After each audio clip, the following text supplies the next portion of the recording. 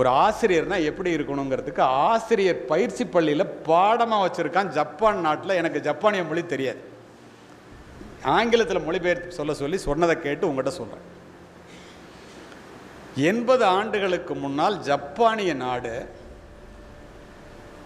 இராணுவ ஆட்சியில் இருக்கும்போது கொள்ளைக்காரர்கள் இராணுவ உடையை திருடி அணிந்து கொண்டு கூட்டம் கூட்டமாக, இங்கெல்லாம் சொல்லுவாங்க தீவட்டி கொள்ளைன்னு, கிராமங்களிலே புகுந்து கண்ணில் படுபவர்களையெல்லாம் வெட்டி சாய்த்து விட்டு கொள்ளையடிப்பதை வழக்கமாக வைத்திருந்த ஒரு காலம்.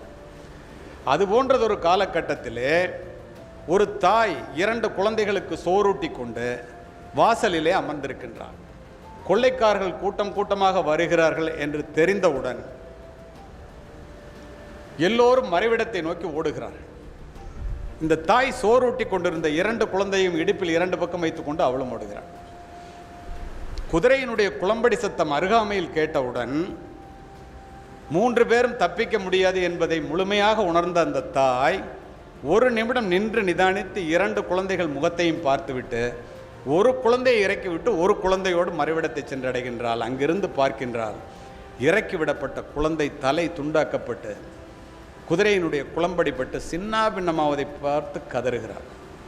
கொள்ளைக்காரர்கள் கொள்ளையடித்து சென்றவுடன் ஒரு குழந்தையை இறுக்கமாக பிடித்தபடி அந்த தாய் அந்த இடத்திலே வந்து விழுந்து புரண்டு கதறுகிறாள். குழந்தை இறந்து கிடக்கின்ற இடத்திலே அத்துணை பேர் அந்த இடத்திற்கு வருகிறார்கள். எப்படி அமைதியாக கேட்குறீங்க பாருங்க, அதுதான் இந்திய பண்பாடு. அங்கிருந்த ஒரு முதியவர் கேட்கின்றார், தாயே, ஒரு தாய்க்கு 2 குழந்தைகளும் 2 கண்களைப் போல அல்லவா? அடையாளத்தை பார்த்துட்டு எப்படி ஒரு குழந்தைய இறக்கி விட்டுட்டு ஒரு குழந்தைய காப்பாற்ற உன்னால மனசு வந்துச்சு? தாய் அல்லவா நீ? அந்த தாய் சொன்ன பதில் என்ன தெரியுமா? அதிர்ந்து போவீர்கள்.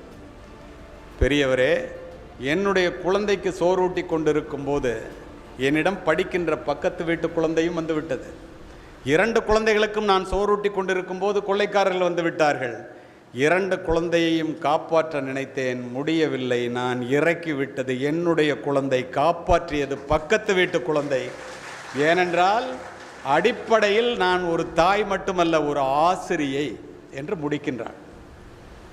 அவர் சொன்னார்ல, எங்கள் பிள்ளைங்களை எப்படி பார்த்துக்கிறோமோ அதை விட உங்களை நல்லா பார்த்துக்குவோம் அப்படின்னு.